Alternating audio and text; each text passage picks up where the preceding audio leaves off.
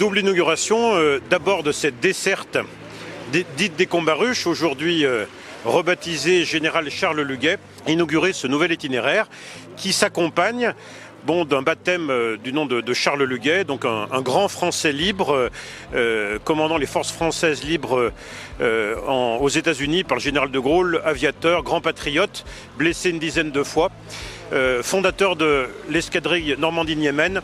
Donc voilà, c'est une double inauguration aujourd'hui de cette desserte, mais aussi un premier, alors pas coup de pioche, mais lancement d'une entreprise, la première qui va s'implanter sur ce site. L'objectif, c'est qu'une quinzaine d'entreprises soient installées, ainsi qu'un hôtel, pour que vive cette zone qui a été retardée, encore une fois, par la crise du Covid.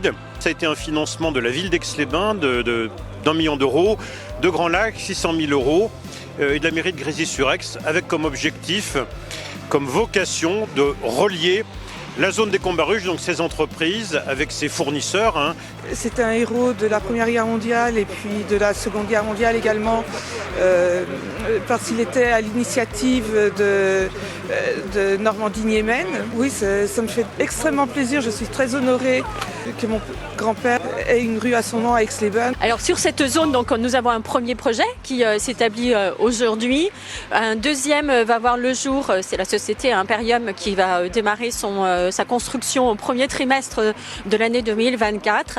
Nous avons un projet aussi qui va être constitué d'un projet immobilier avec un hôtel, avec des bureaux, avec une crèche, un restaurant sur la zone qui va donner aussi une certaine vie. Au-delà effectivement des entreprises qui vont s'installer, ce qui a été pensé, c'est la vue lac, vue montagne. Donc en termes de qualité de travail, je pense que c'est très intéressant pour les futurs employeurs et puis pour les futurs employés qui viendront travailler ici. Et puis surtout, il y a eu aussi tout un travail en termes d'accès mobilité douce, puisqu'il y a une voie verte qui a été créée, qui structure le parc d'activités. Et puis une extension de la voie verte va être aussi réalisée du côté de la rue Saint-Éloi pour connecter la gare et le futur cœur de ville de Grésy-sur-Aix. Donc c'est vraiment tout un projet d'ensemble cohérent et qui s'inscrit dans le sens de l'histoire qu'on veut donner en termes d'impulsion pour le nord du territoire d'Aix-les-Bains et de Grésy-sur-Aix.